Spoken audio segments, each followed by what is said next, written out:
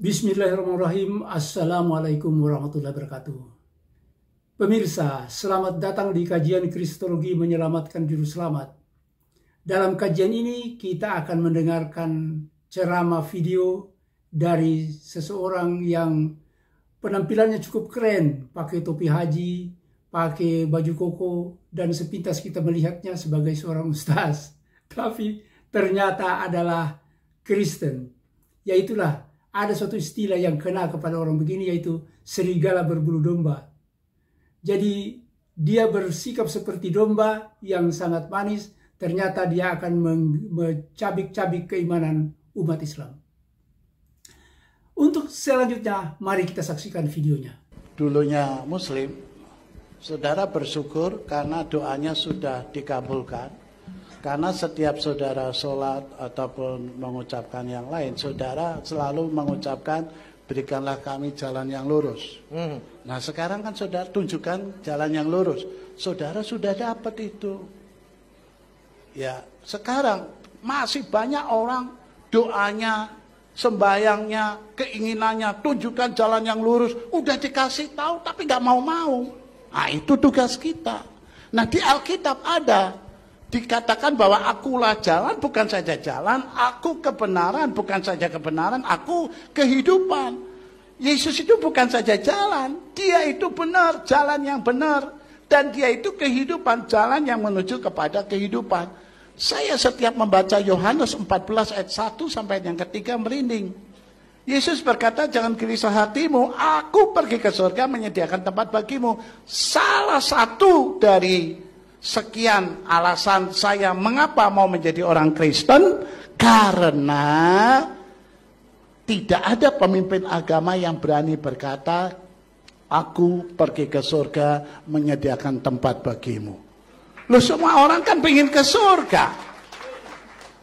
Loh, kalau Yesus ngomong aku pergi ke surga menyediakan tempat, coba kasih tahu kepada saya, pemimpin agama mana yang berani ngomong begitu? Saya akan pindah agama. Cuman Yesus yang berani berkata, aku pergi ke surga menyediakan tempat bagimu. Nah, saya akan tambah satu lagi. Ini penting. Waktu saya kuliah memberikan ceramah di universitas nomor 1 di Indonesia, mahasiswanya cerdas nanya begini. Pak, saya percaya Yesus menyediakan tempat bagi saya di surga. Pertanyaan saya, surga itu punya siapa? Kalau orang intelektual tinggi itu jelas saudara. Ya, ini jebakan.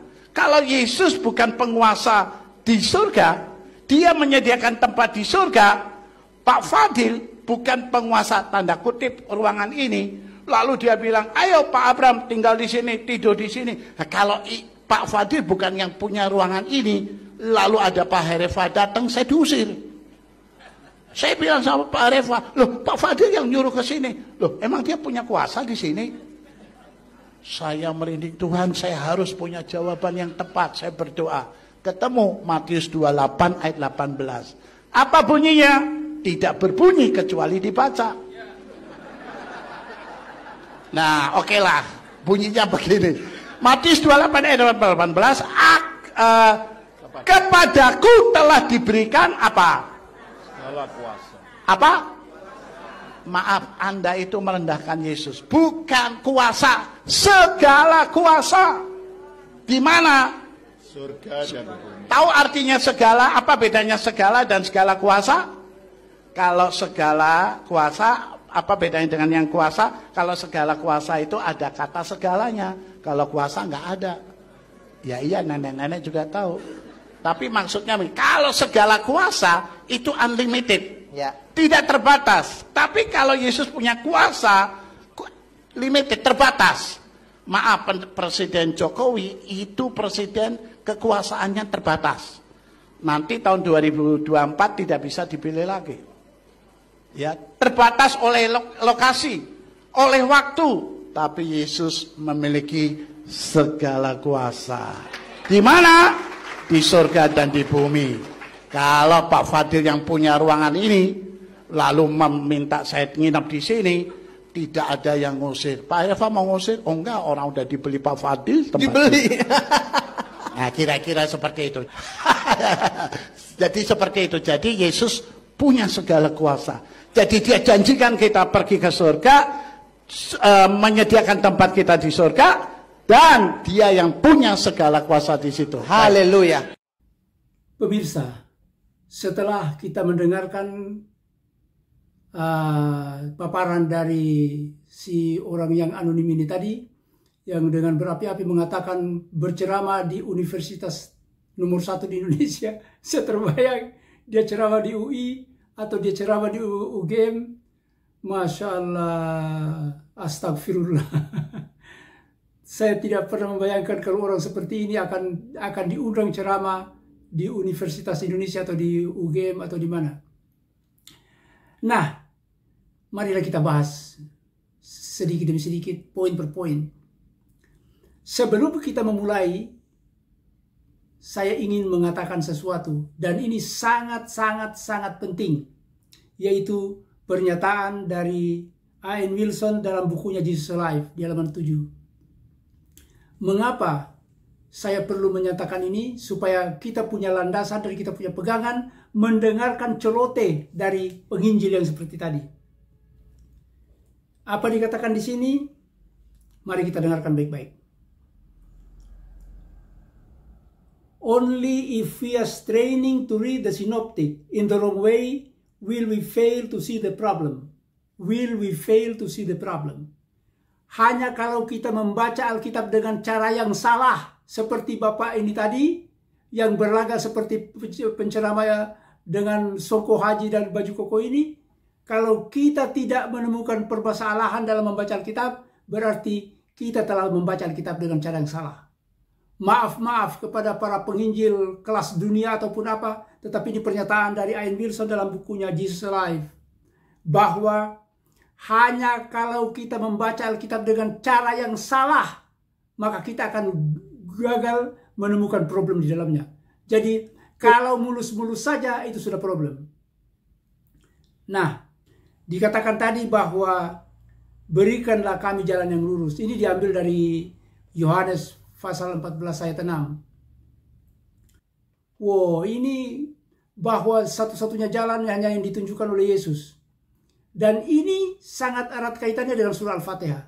Tetapi mari kita membaca dulu, berikanlah kami jalan yang lurus. Ya. Sekarang apa itu jalan? Pemirsa sekalian, sekarang hampir semua penginjil salah mengartikan kata jalan ini. Marilah kita lihat kembali dalam oleh A.N. Wilson dalam Jesus Life. Saya bacakan penjelasannya di halaman 7. Jesus Life di halaman 7. The Gentile church which grew up after the first generation of witness had died. Gereja di Romawi dan Yunani yang baru tumbuh sesudah generasi pertama dari murid-murid Yesus ini telah meninggal dunia, tidak memiliki pengetahuan sedikit pun tentang jalan lurus, tentang jalan.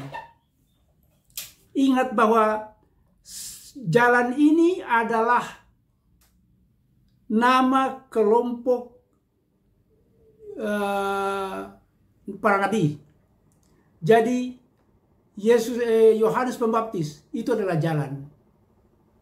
Yesus itu juga dari kelompok jalan. Jadi jalan ini bukan jalan seperti jalan aspal.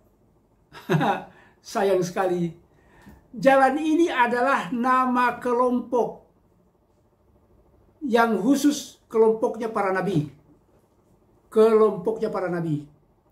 Maka oleh sebab itu ini sangat erat kaitannya dengan surah Al-Fatihah.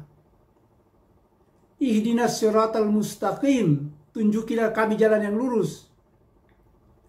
Bukan berarti bahwa orang Islam tidak tahu jalan yang lurus, tetapi karena saking simpang siurnya di jalan, kita bisa dengan mudah tergelincir ke jalan yang sesat. Seperti yang dilakukan oleh penginjil yang serigala berbulu domba ini, dengan pakaian baju koko, dengan songko haji, seakan-akan dengan mudah melunturkan keimanan umat Islam. Ya, ini.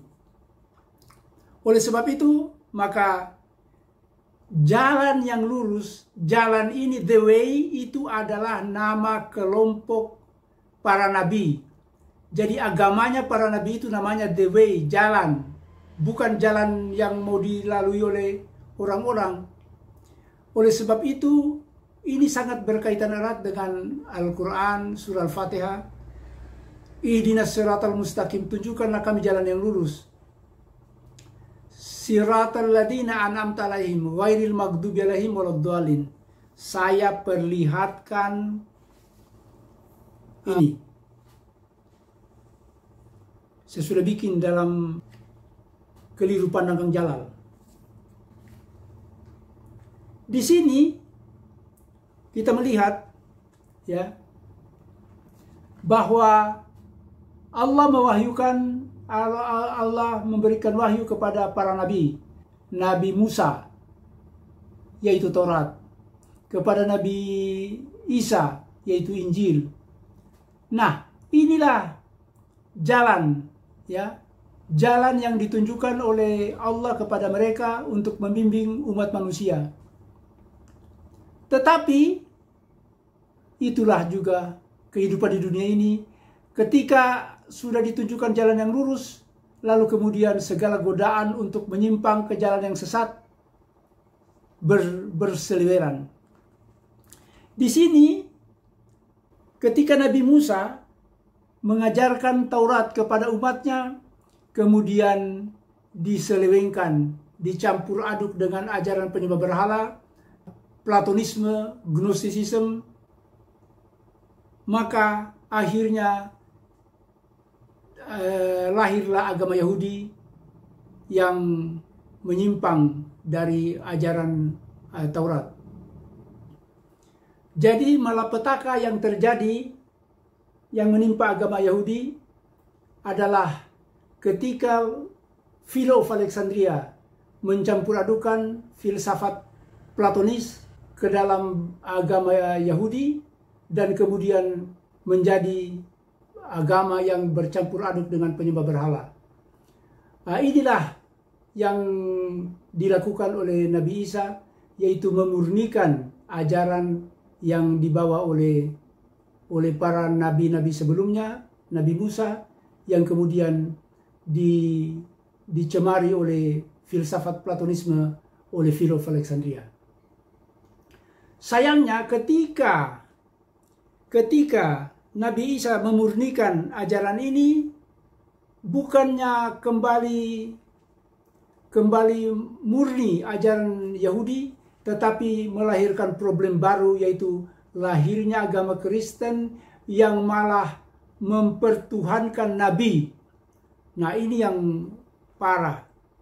Jadi ketika tadi Yahudi itu dimurkai karena menyelewengkan ajaran Taurat, maka sekarang ketika dimurnikan oleh Yesus, ya, ajaran itu, tapi kemudian diselewengkan oleh Paulus. Diselewengkan oleh Paulus ini tidak tanggung-tanggung, malah Nabi diangkat menjadi Tuhan. Yesus diangkat menjadi Tuhan Yesus Kristus. Karena pencemaran ini sudah mendunia, maka diutuslah Nabi Muhammad SAW untuk memurnikan Taurat dan Injil. Tetapi sayang sekali, datang lagi Paulus yang menyelewengkan agama Yahudi ini menjadi agama Kristen. Oleh sebab itu, maka terakhir diutuslah Nabi Muhammad SAW untuk mengembalikan ajaran tauhid para nabi ini menjadi Islam. Dan inilah perjalanan melewati jalan-jalan yang salah ditafsirkan oleh penceramah tadi. Ya. Jadi ketika dikatakan oleh penceramah tadi bahwa ini adalah jalan yang benar, sesungguhnya bukan jalan yang benar, tapi dia menunjukkan jalan yang sesat. Ya, kalau tadi Nabi Musa yang membawakan ajaran Taurat itu menjadi agama yang dimurkai oleh Allah, maka kemudian diutuslah Yesus. Yesus datang, kemudian diselewengkan lagi oleh Paulus, dan Paulus inilah yang menyesatkan ajaran Nabi Isa. Akhirnya jalan inilah jalannya para nabi yang salah ditafsirkan oleh penceramah tadi, penceramah yang berlagak ustaz. Jadi tidak meleset apa yang disampaikan oleh A.N. Wilson dalam bukunya Jesus Alive tadi, bahwa mereka umat Kristiani tidak memahami jalan, yaitu agama para nabi. Jadi jalan di sini bukan jalannya Yesus, bukan jalannya Tuhan Yesus, tetapi jalannya para Nabi Isa alaihissalam, Nabi Musa alaihissalam, Nabi Daud dan sebagainya. Lalu pernyataan si Ustaz misterius ini tadi, katanya, mengapa memilih Kristen? Karena tidak ada pemuka agama yang berani berkata, aku ke sana menyiapkan tempat bagimu. Ini Yesus di dalam Alkitab menyiapkan tempat untuk orang Yahudi, Pak. Bukan menyiapkan tempat untuk orang Indonesia, untuk orang Jawa, atau orang Sulawesi, atau orang Buton. Masya Allah, astagfirullah. Ya, jadi inilah yang mereka umat Kristiani sangat bangga dengan ini kata jalan, padahal tidak disadari bahwa jalan itu artinya agama para nabi. Makanya di dalam Islam, dalam surah Al-Fatihah, ihdinas siratal mustaqim, siratal ladzina an'amta alaihim, yaitu jalannya orang-orang yang engkau beri nikmat, jalannya Nabi Musa, jalannya Nabi Isa, jalannya Nabi Muhammad SAW. Itu makanya di akhir-akhir dari ceramahnya dia mengatakan, surga itu punya siapa? Wah, luar biasa. Astagfirullah, surga itu punya siapa? Lalu punya Tuhan Yesus. Kemudian di dalam dia pun mengutip Matius pasal 28 ayat 18. Kepadaku telah diberikan segala kuasa. Segala kuasa. Matius pasal 28 ayat 18. Ini ayat palsu, Pak. Sekali lagi, ini ayat palsu. Sudah saya jelaskan mungkin 10 tahun yang lalu, bahwa ini adalah ayat palsu. Sampai sekarang juga masih ada yang berani mengutipnya. Sekian, billahi taufiq wal hidayah. Wassalamualaikum warahmatullahi wabarakatuh.